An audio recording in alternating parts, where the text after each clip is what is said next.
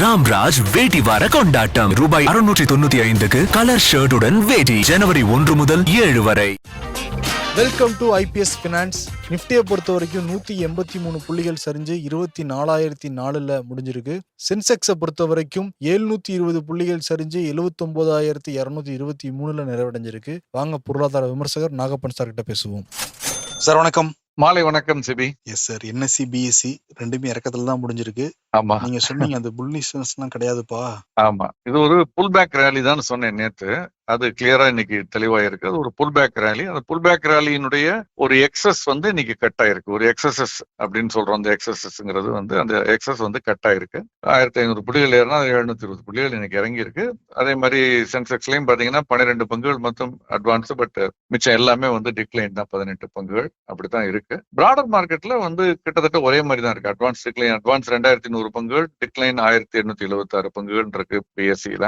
அதே மாதிரி என்எஸ்சிலையும் பாத்தீங்கன்னா 18 அட்வான்ஸ், 32 டிக்ளைன் இருந்தா கூட பிராடர் மார்க்கெட்ல 1470 அட்வான்ஸ், 1350 349 டிக்ளைன் இருக்கு. மற்றபடி 52 week high, low, Appar circuit, lower circuit பார்த்தோம்னா ஹை அண்ட் அப்பர் சர்க்கியூட் தான் கொஞ்சம் அதிகமா இருக்குது. So it's mixed back with downward trend அப்படிங்கிற ஆங்கிள் தான் பாக்குறோம். குறிப்பாக இன்னைக்கு ரேலியில மெயினா ஆயில் அண்ட் கேஸ் கம்பெனிஸ் எல்லாமே இன்னைக்கு விலை அதிகரித்தது. குறிப்பாக அந்த டிஸ்ட்ரிபியூஷன் ONGC மட்டுமல்ல, இன்டர்பிரஸ்டா கேஸ் லிமிடெட்னு சொல்லுவோம். ஒரு வாரங்களுக்கு முன்பு கூட போன மாதம் பேசணும் அதை பத்தி.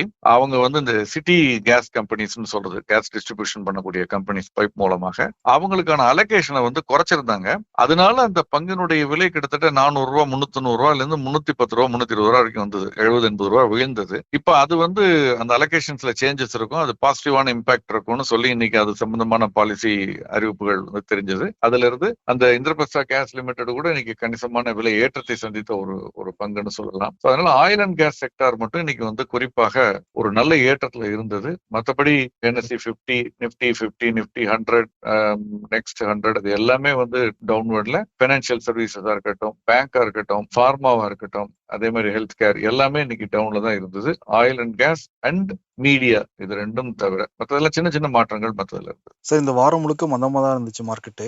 வர வாரத்துல எப்படி இருக்கும்? இல்ல, நான் போன வாரம் சொன்ன மாதிரி தான் வரக்கூடிய வாரங்கள்லயும் இப்ப நேற்று இருந்த ஒரு அதீத ஏற்றம்ங்கிறது எதிர்பாராத ஒரு விஷயம் தான். அது இன்னைக்கு சரி செய்யப்பட்டிருக்கு. சோ இந்த மாதிரி 1-2 ஸ்பாட் இருக்குங்கிறத தவிர பெரும்பாலும் பாத்தீங்கன்னா மார்க்கெட் அடுத்த ஒரு வாரத்திற்கோ 10 நாட்களுக்கோ நமக்கு ஒரு சைட்வேஸ் மூவ்மெண்ட்ல தான் இருக்கும். அதற்கு பிறகு பட்ஜெட் குறித்த எதிர்பார்ப்புகள் காரணமாக சந்தையினுடைய மாற்றங்கள் இருக்கலாம். அது வரைக்கும் ஒன்றும் பெரிய மாற்றங்கள் எதுவும் இருக்காது. சைட்வேஸ் மூவ்மெண்ட் தான் இருக்கும்னு தான் நான் நினைக்கிறேன். கமாடிட்டி மார்க்கெட்டை பொறுத்த வரைக்கும், கமாடிட்டிஸ் மார்க்கெட்டை பொறுத்த வரைக்கும் பெரும்பாலும் சைட்வேஸ் தான். கோல்டு, சில்வர், க்ரூட் ஆயில் எல்லாமே சைட்வேஸ் தான். க்ரூட் 6250 ரூபாய், வெள்ளி 89,500 ரூபாய், 90,000க்கு மேல போகல. தங்கம் 77,600 ரூபாய் அப்படிங்கிற அளவுல இருக்கு. சர்வதேச சந்தையில க்ரூட் அந்த 72.75 அமெரிக்க டாலர்கள் 72 தாண்டி இருக்கிறதுனால ஒரு ஸ்லைட்லி புல்லிஷ் ட்ரெண்ட் டுவர்ட்ஸ் 75-76 போறதுக்கான வாய்ப்புகள் இருக்க மாதிரி தெரிகிறது. which means இங்கிருந்து இன்னொரு 3-4% அதிகரிப்பதற்கான வாய்ப்புகள் இல்லாமல் இல்லை. பட் நாளைக்கு பார்க்கணும் எப்படி இருக்குங்கிறத.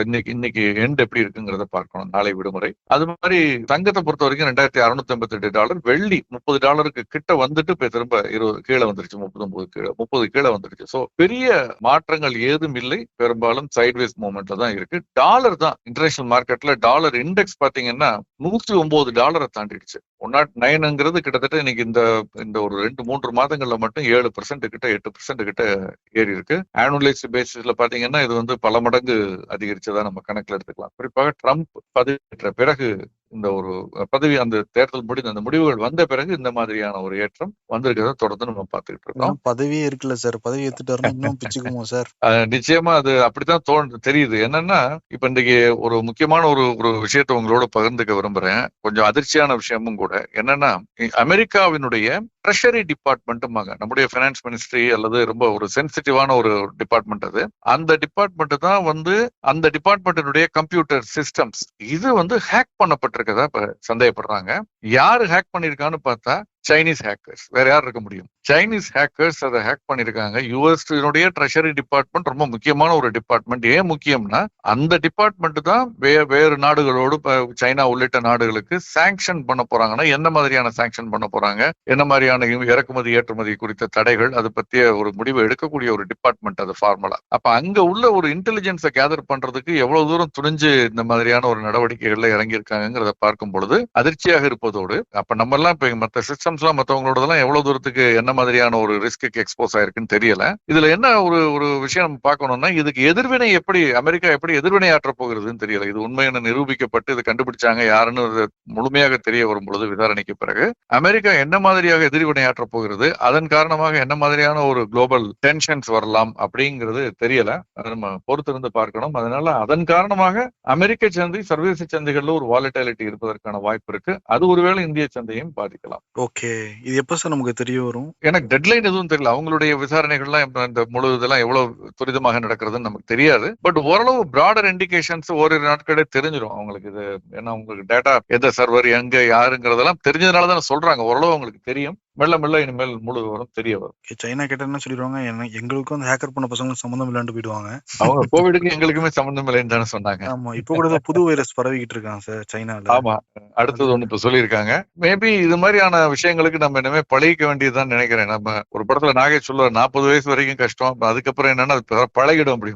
அந்த மாதிரி இப்ப இதெல்லாம் இனிமேல் only thing we know how to handle this kind of risk இல்லையா. இந்த ஜெனரேஷனுக்கு இதுக்கு முன்னால் தெரியாம இருந்தது அண்ட் இது முதல் முறையாக இருந்தது. பட் இதே இப்ப என்னுடைய தந்தையினுடைய ஜெனரேஷன் பார்த்தா அவங்க எல்லாம் பெரிய பெரிய குளோபல் லெவல்ல வியாதிகளை எல்லாம் அவங்க பார்த்திருக்காங்க. கம்யூனிகேஷன் வந்து இவ்வளவு தூரத்துக்கு இல்லாதப்ப பார்த்திருக்காங்க. தெரியாம உலகம் முழுவதும் இருக்குங்கிறது தெரியாமலேயே இங்க இருந்திருக்கு. அப்படி எல்லாம் இருந்திருக்கு 1920 1950 எல்லாம். சோ நம்ம பழகிடுவோம். இந்த மாதிரி அவ்வப்பொழுது வர்றதும் போவதும் வந்து சகஜம்தான்.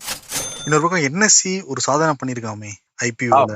நிச்சயமா இது வந்து ஒரு மகிழ்ச்சியான ஒரு விஷயமா தான் மொத்தத்துல பாக்குறேன். ஏன்னா ஒரு நிறுவனங்கள் தொழில் நடத்துவதற்கு தேவையான நிதியை ஒவ்வொரு முறையும் அரசாங்கத்திடமோ வங்கிகளிடமோ கேட்டுக்கிட்டு இருக்காம பொதுமக்களிடம் நிதி திரட்டக்கூடிய ஒரு சூழல் வரணும். அப்பதான் ஒரு கேபிட்டல் ஃபார்மேஷன்ங்கிறது for the industrialisation of a country ரொம்ப இம்பார்ட்டன்ட். ஒரு நாட்டினுடைய தொழில் வளர்ச்சிக்கு, உத்வேகமான வளர்ச்சிக்கு, அதிவேகமான வளர்ச்சிக்கு வந்து கேபிட்டல் ஃபார்மேஷன்ங்கிறது முக்கியம். அந்த கேபிட்டல் மூலதனம்ங்கிறது வந்து மக்களிடமிருந்து முதலீட்டாளர்களிடமிருந்து நேரடியாக வர்றது நல்லது. அந்த அடிப்படையில பாத்தீங்கன்னா வந்து ஏசியாவில் சொல்ல போனா சர்வதேச அளவுலன்னு சொல்லலாம், ஒரு புதிய மைல் ஸ்டோனை வந்து இந்தியா சாதனை படைத்திருக்கிறது. இந்திய பங்குச்சந்தை இனிஷியல் பப்ளிக் ஆஃபர் ஐபிஓ இதுல குளோபல் ரெக்கார்ட் நம்மளை பொறுத்த வரைக்கும் வந்து 2024 உலகத்திலேயே மிக அதிக எண்ணிக்கையில் ஐபிஓஸ் வந்து ரைஸ் பண்ண ஒரு ரெகுலரைஸ்டு ஸ்டாக் எக்ஸ்சேஞ்ச். நாம வெளியே அதுக்கு தனியாக இருக்கலாம், பட் ரெகுலரைஸ்டு ஸ்டாக் எக்ஸ்சேஞ்சில் 268 ஐபிஓஸ் வந்து வந்திருக்கு. புதிய பங்கு வெளியீடுகள் 268.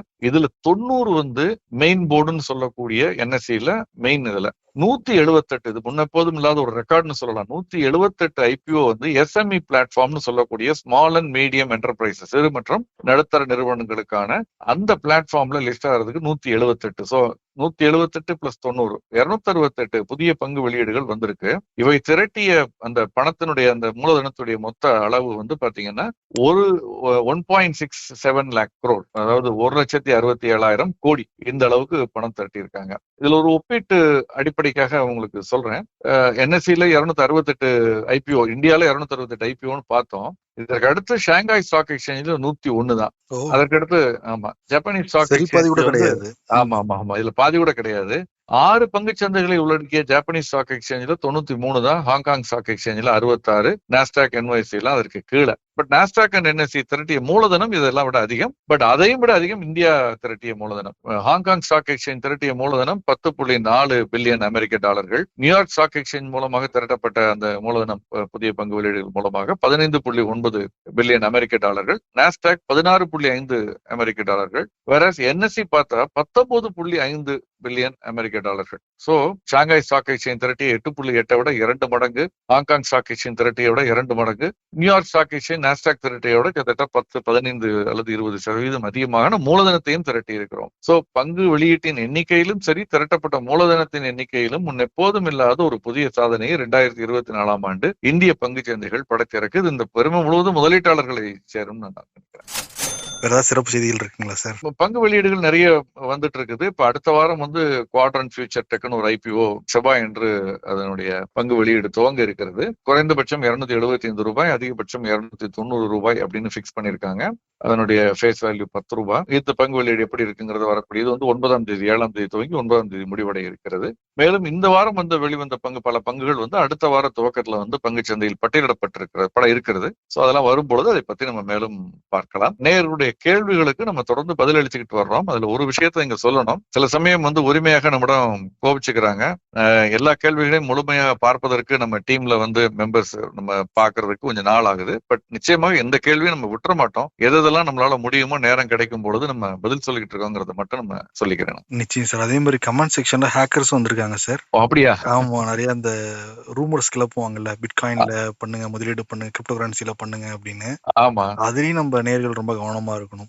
நிச்சயமா கவனமா இருக்கணும். யார் சொல்றாங்க, எதை பத்தி சொல்றாங்கிறத படிச்சு பார்த்து பண்ணணும். ரொம்ப கவனமா இருக்க வேண்டிய சொல்ல. நிச்சயம் சார். ரொம்ப நன்றி சார். Thank you sir. நன்றி.